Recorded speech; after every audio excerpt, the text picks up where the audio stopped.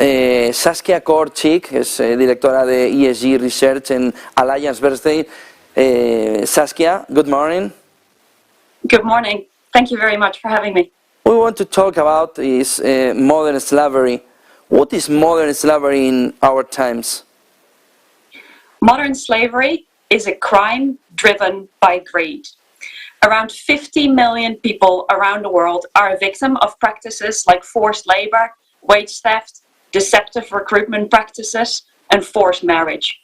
It's not just an emerging market issue, and it happens around the globe. Why are you as investors focused on modern slavery? There's a couple of reasons for that. So on the one hand, we see an increase in legislation around this topic. Legislation for investee companies to report, legislation for companies to act on their supply chain and to do due diligence, and legislation that can ban products from entering certain markets. That has a material impact on a company from a reputational point of view and from a legal point of view.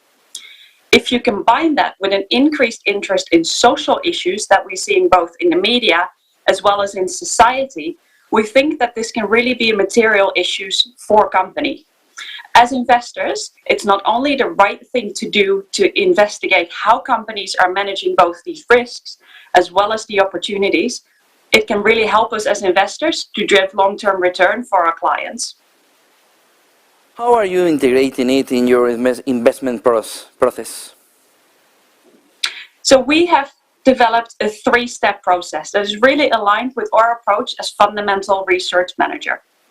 The first step of the process is to understand how risk-exposed a company is to modern slavery risk, both its own operations and its supply chain. And there's a couple of factors that we take into consideration. For example, what type of business model does the company have? Does it fluctuate a lot that creates a lot of pressure on the supply chain? Is it located in emerging markets where there might be a high risk of migrant workers who are a victim of modern slavery? What type of products does it source and where does it source the company from? All of this helps to understand the risk exposure, and that is risk exposure to people, not financial risk, not reputational risk, no, risk to people. What we do in step 2 of our investment process is to understand how investee companies are managing these risks. Recognizing that certain sectors are really exposed to this, we want to know how a company is dealing with this. So what we've done is we've developed a best practice framework that helps us assess what a company is doing and what the areas of improvement are and what its strengths and its weaknesses are. Once we've understand that, we integrate it into our financial outlook. So that is the third step of our process. What are high risk industries?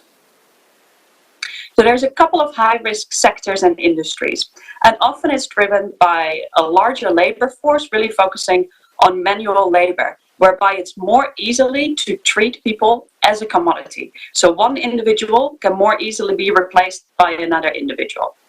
So you can start thinking about sectors in the agricultural industry, in construction, also in metals and mining, particularly if you're thinking more about the emerging markets.